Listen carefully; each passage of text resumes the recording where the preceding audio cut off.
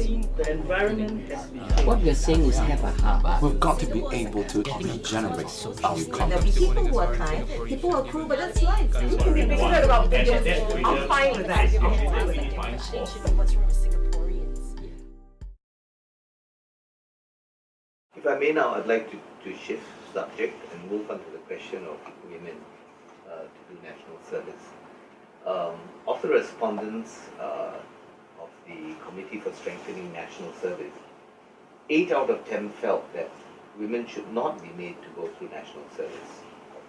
Instead, a large number though said that women should be given the chance to volunteer, which is what Brian is talking about. But this is the case of women. Okay, we have enough men to put on the defense force.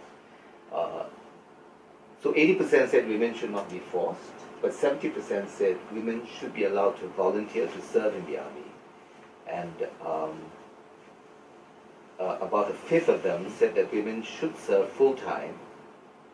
Of the women that were asked, a fifth of them said yes, women should serve full-time. But when they were asked again, only 10% of them said they would do it themselves. Okay. But a large percentage, about a third, more than a third, said that Singaporean women should serve in a professional role. That means whatever they were trained for as doctors, as nurses, or whatever, that they should serve in the army.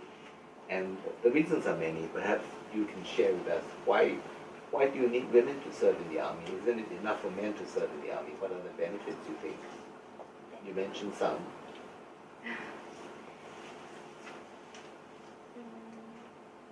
I think some women are physically stronger than men. Emotionally. No, not physically. Some of, let's say, a female who does dragon boat Okay. might be better in, physically better than the men. So they might do the trainings better, and some who are smarter and they can better. Oh, okay. You know you're outnumbered here. no, I actually call this. Yeah, like for example, if this woman is being trained in the force to use equipment and in the right way, maybe it will be better. Okay, I think it's the same question about having women CEOs. Sometimes emotionally they make better decisions. Yeah. Okay, but let me ask you, as a woman, as a girl, do you feel deprived? Because when the men go for NS, they find that they can make friends with all stratas of society. So they learn how to work with other people. They find that there's character building. They become stronger individuals. They become physically more fit, more alert. Women who are not sent to national service don't benefit from this at all. Do you feel in any way that you're losing out? No, I think wherever we go, we take away something. Maybe someone who is trained in the area of nursing might contribute to national service. So, Okay. different ways. Okay. So you don't feel that you're losing out? No. All But right. I think nowadays maybe women in this society feel that if I can get into let's say I can do well in business, or I can look like prettier, then they will feel that I will fit into this world. But for example, if a woman go into the army, maybe it might train their own character, which they never seen, and they feel that they can go so much more. And I think if beauty without a depth of character is not true beauty at all. So maybe it will train them to have a different perspective about themselves. Okay. To make them More fuller, confident. more confident. Okay. All right. I think the general consensus is that women should be allowed to do national service if they want to do, and there are benefits, but they should not be forced to do it. I want to ask you, why shouldn't they be forced? They're just as patriarchal as men. they can contribute in their own ways in the army as well as men. So why shouldn't they be conscripted? Why was it that the survey showed that 90% felt that women should not be conscripted? Is it a gender thing? I think it's because of entrenched patriarchy in Singapore society, and that we have been socialized to think, in this binary gender roles, that's clearly defined on what's masculine and what's feminine. That the male is meant to be, the masculine person, the strong person that goes out to protect, as a protector, as a hunter, while the woman is just, The childbearer. Yeah, the childbearer, the angel of the house. So I think it's just, I guess maybe Dr. Tan can enlighten us on this more. No, Right? actually, I believe that if we subscribe to the view that there should be gender equality, then I think gender should not be the criteria rather for deciding who goes to national service. But like what our friend said, right? I mean, in terms of say strength and maybe intelligence, right, it's got very little to do with gender. Actually, it could be anybody. We cannot necessarily argue that women are necessarily weaker. They could be stronger too, and there could be men who are weak too. So maybe gender is not really the issue. I think it's more of whether are you physically fit, mentally fit to be a good soldier. Yeah. And if you're not, can you be trained to be one? So do you support that women should also be conscripted? I would argue, if you subscribe to gender equality, then by that, biologically speaking, you have to. Yeah. In fact, my viewpoint would be that aside, that conscription. Okay, so that aside, I think whether you get called up for medical screening before enlistment should not be whether you have opinions or not, but maybe everyone should be called out, and then they have a new set of criteria to assess you and see whether you are fit for national service. Okay. So it's not compulsory, but you have to be fit for national service. It's not voluntary either.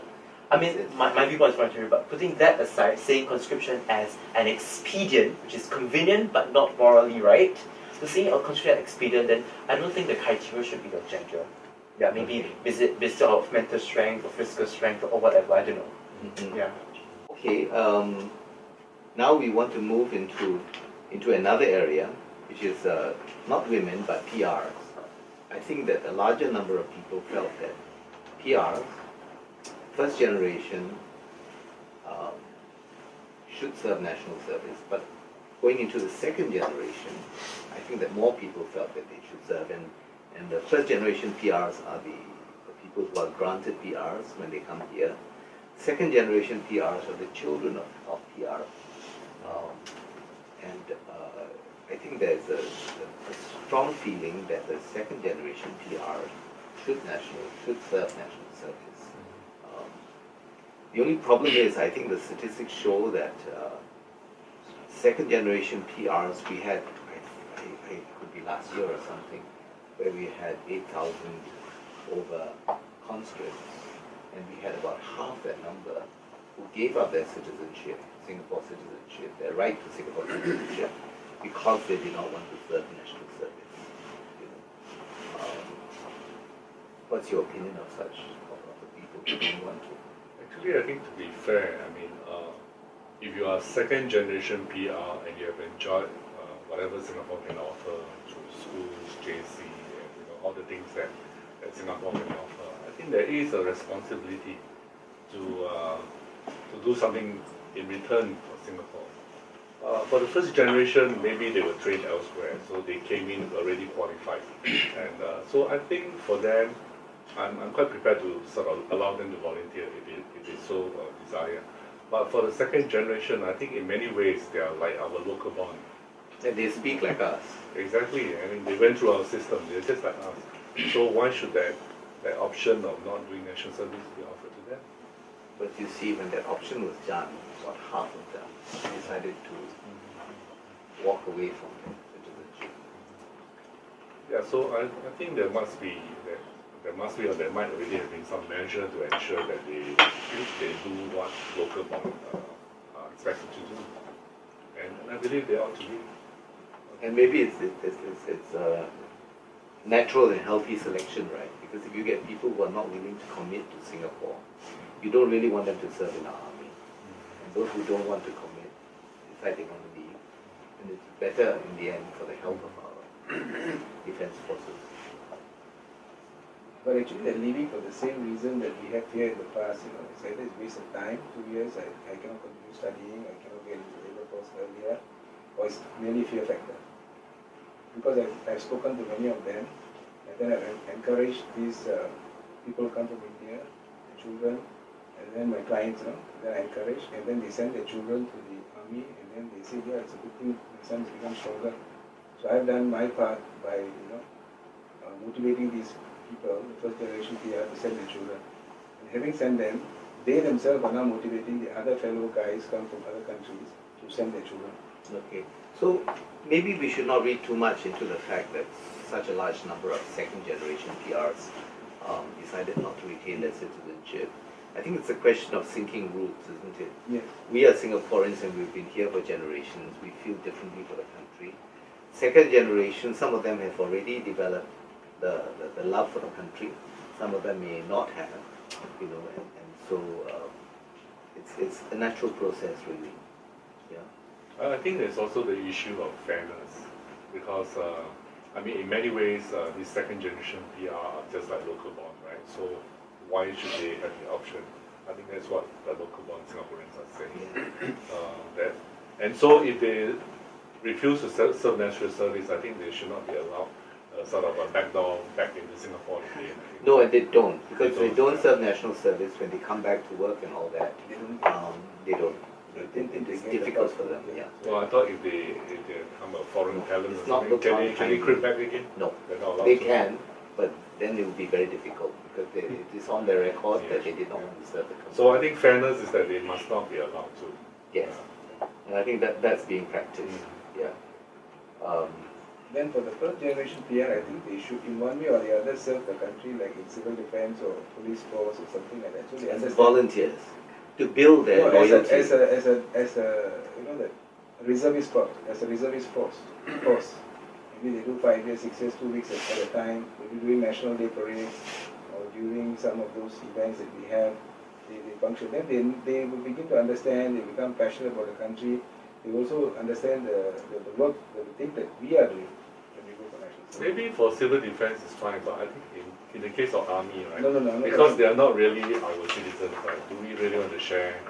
No, the army I'm not talking. I'm talking about civil defense and that I think is fine. And the police force. What else don't you think that they shouldn't be involved in? Oh, there could be things that only citizens ought to know, right? Which I think, they are still citizens of other country. Correct. Yeah. I don't think that they've given up their citizenship yet, right? Even the newly converted citizens should be doing this sort of thing that I'm saying. In fact, the second generation PR are not sent to sensitive units. They are traffic police, they're police, civil defense. I noticed that. Yeah, but I think the second generation ones that have really adapted, you cannot distinguish them from our Singaporeans. They speak like us, they talk like us, they feel like us. But there would be some of them who have still got a foot in each country. And those are the ones that may decide with their feet. You see. Yeah, that's why our government, I don't think from whatever people I mixed with, they don't send them to army. They send them to civil defense, police force. Which is just as sensitive. Not that bad. Civil defense is not as bad. Not as bad. Even police, they go into traffic police and all that. Okay. So maybe what's important here is that if we need to build the inculcation of loyalty, must begin with the first generation. Right. So that by the second generation, they already have that love for the country. Right. Yeah. Okay.